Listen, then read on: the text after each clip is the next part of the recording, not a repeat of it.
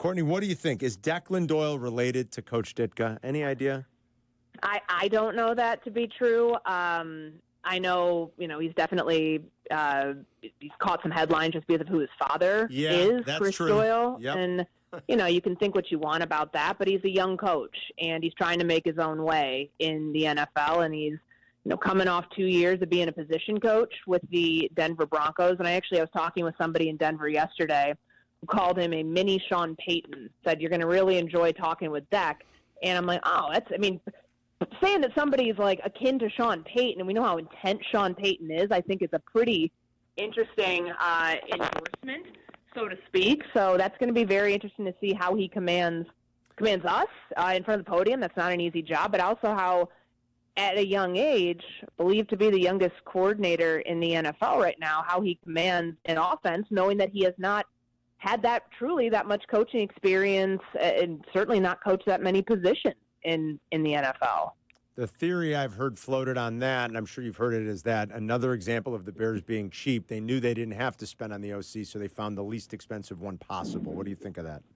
Well, they did spend it on the defensive coordinator position in Dennis Allen. I'm sure that he did not come at a discount, nor should he. He's been an NFL head coach 2 different times, a lot of experience there. That's the one where Ben Johnson can leave the defensive meeting room after checking in and saying hi, hello, and trust that when he closes the door to go do what he has to do, that things are going to be handled in there. That's important. I think with Declan Doyle, we heard from Ben Johnson last week that his OC is going to be somebody who's going to really like spending a lot of late nights at Hallis Hall, because you're doing a lot of the prep work. I don't want to call it grunt work, because it's certainly not, but there's a lot that goes into game planning every single week that the play caller has to delegate out to other people for other responsibilities. And when you're calling an offense and you're the head coach, there's just stuff he's not going to have time to do. Yeah. So whether it's a hard job. Like I hate when people say, oh, well, you don't get to call plays as an offensive coordinator. Why on earth would you take that job? For some people, like a David Shaw, who certainly has been in this league, meaning football, period, head coach for a long time at Stanford. He's been in the NFL too. I can understand if maybe that wasn't as appealing, but for someone like Declan Doyle to get to learn under Ben Johnson, maybe it's an opportunity he's ready for at 28. Maybe he's not. I have a hard time believing that anybody is ready for something that is that big, but it certainly comes with the idea knowing that you're running Ben Johnson's offense and you're responsible for doing all of the prep work it's going to take throughout the week to make that happen. And, somebody who maybe has less of a pedigree will certainly command less of a salary. Maybe that's, kind of what decided it in the end of why the Bears ended up going with him over some of the other OC candidates they brought in. There's always the stigma, though. There's always the stigma there that you never called plays. And as long as that stigma's there, that's always going to be like a mark against you when you do try to go get that head coaching job, or if you ever really, truly become an offensive coordinator where you get the play calls.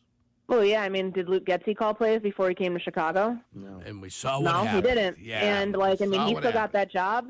I think there's instances of it where you can position yourself well to go get that opportunity. That's somebody who did it before. If Declan Doyle can do it well under Ben Johnson, maybe that's an opportunity he has going forward. But I don't know. I'm personally, maybe it's just because I've been jaded by being around it for so long. I think play calling, it's important. It's obviously a huge part of the success of the offense. It's not the end all be all. There's so much more that goes into designing route concepts to beat certain coverages. Yeah. In being able to coach. I think Pat and I were just talking about this on the podcast. Mike Tomlin caught a lot of heat for when he said that a lot of coaches just don't want to coach, and I'm paraphrasing there, but it is really hard to do. And to do it successfully. Everybody wants to be play Madden and call plays, right, and think that that's the end-all, be-all for being an offensive coordinator. It's not. There's a lot more that goes into it, and the more people you talk to around the league point out the things that go unnoticed on game days, that if you don't have that happen during the week, if you don't have somebody you can lean on and trust, that's going to be, it'll be critical to see how that plays out. He won't have as much pressure on him as an offensive coordinator, which is probably a good thing. And I thought back to, when they made this hire on Sunday night, I thought back to young offensive coordinators that I saw do it for the first time that might not have been ready for the opportunity, but we're at least in position to, insulated to a degree like he will be with Ben Johnson to get your feet wet. That's Clint Kubiak. Now Clint Kubiak's the offensive coordinator. He's on his third OC job, from Minnesota to the Saints to now the Seattle Seahawks. Like, you got to get that first opportunity somewhere. Sometimes it helps when you have the pedigree of what you come from, and certainly, a last name like that does not hurt your case at all. But you got it. Like, he didn't have experience until he did. So for Declan Doyle, I think it's an opportunity to figure out what you're good at, because all we've seen from him as a position coach in the NFL is coaching tight ends.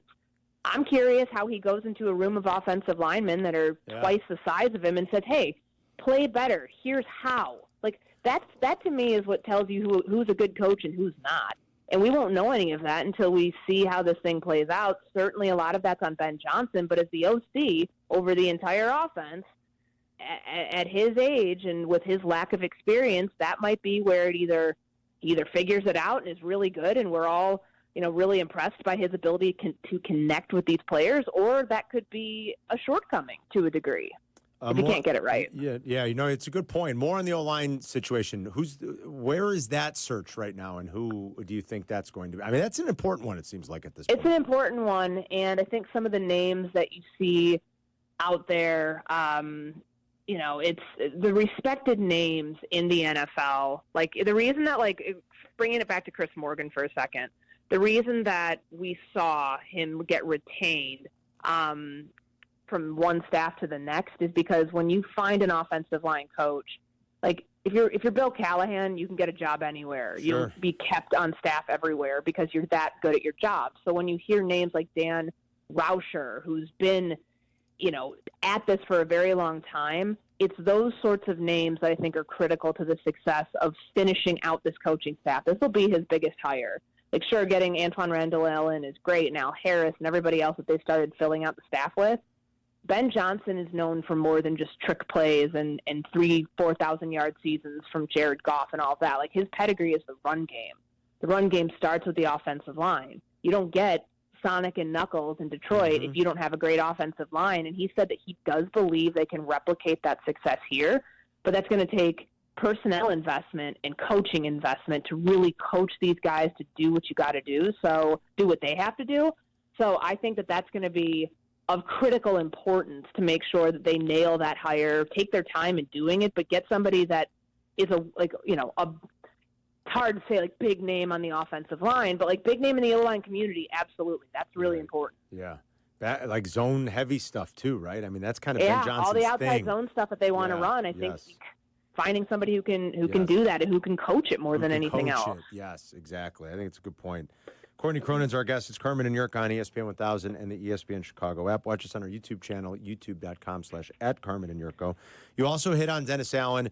That, I think, when you're going to go out there and if you're going to pick which side you have to spend more money on, you summed it up perfectly. It's got to be on the defensive side of the ball. There's no real personal connection here other than through people that Ben Johnson is coached with and under, that being Dan Campbell. I mean, that's the connection here to Dennis Allen. He's putting a lot of faith in him, and I could see why. We could say all we want about Dennis Allen's ability to be a head coach in this league, but he sure has been a very successful defensive coordinator. The front will stay the same. He plays a 4-3, but any little nuance that you can already tell in the early going where there could be some things that look different, feel different, any different sort of like scheme fit things that Dennis Allen will bring more specifically to the Chicago defense now?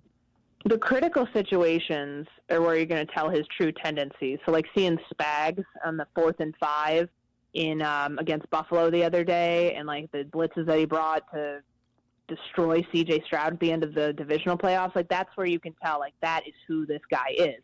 I think that since Flus was a Monty Kiffin cover 2 disciple, Dennis Allen is Gary Gibbs, he's Greg Williams, he's Rob Ryan. The interchangeable safeties part is a big thing of it, the coverages that they disguise. A lot of the pressure elements here, the blitzing. I mean, this is not a basic concept, rush 4, drop 7, and that's antiquated. And, yeah, we did see quite a bit of that. Matt Eberflus attempted to evolve 3 years in. It takes having the right players to be able to do that. So I think That's going to be a big part of it in staying a 4-3, but making some upgrades at some positions, certainly up front would start. But he's aggressive. And that, to me, like when you see Aaron Glenn and what he did in Detroit, not saying it's a carbon copy, but where did he get that from?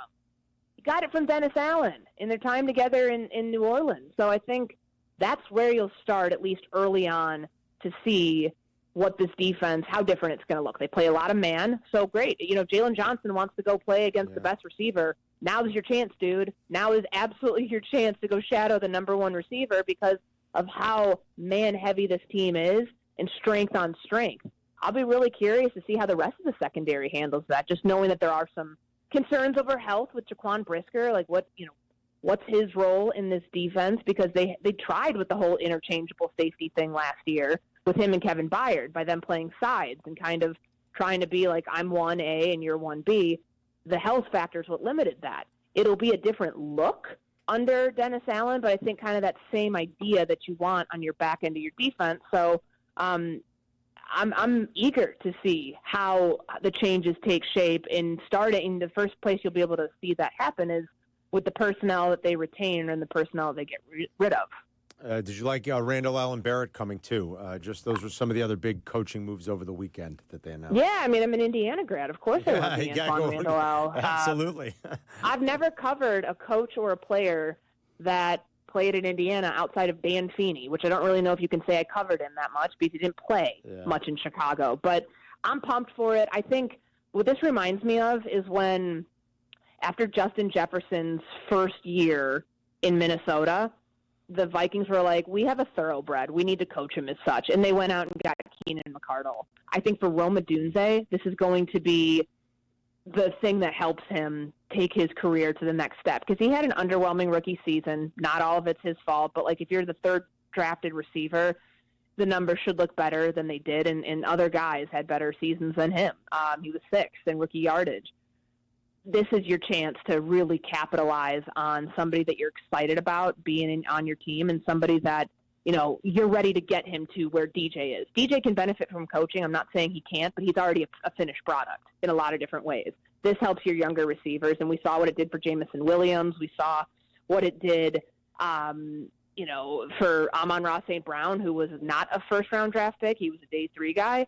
That's important, and I think them giving him the assistant head coach title is that's a pretty big sign of how they view his importance to what it means for this offense. All right, anything else we should know? I mean, they're down at Senior Bowl this week. This is a good week for everybody who's ready to get into mock draft season. Yeah. Like, start seeing the names that come out of the practices. I mean, the game is what it is, but the practices are really where, you know, guys can make hay here. Jatari Carter was one of the first names that the Bears drafted. Braxton Jones, those two came out of the Senior Bowl in 2022, and they really put on a good showing. And so much so, I mean, for you know, two small school guys to get, and, you know, Braxton Jones even smaller than that with his Southern Utah connection. This is where, you know, they got Austin Booker last year, Torrey Taylor. Like, those are some names that we look back now are like, oh, okay, that's cool that you can draw that first connection. When the Bears are going to be looking heavy at the defensive line and offensive line, I would keep a track and see those big names that are coming out, or at least just the names that are popping up on a lot of people's radar starting this week in Mobile. Sounds good. Thanks, Courtney. We appreciate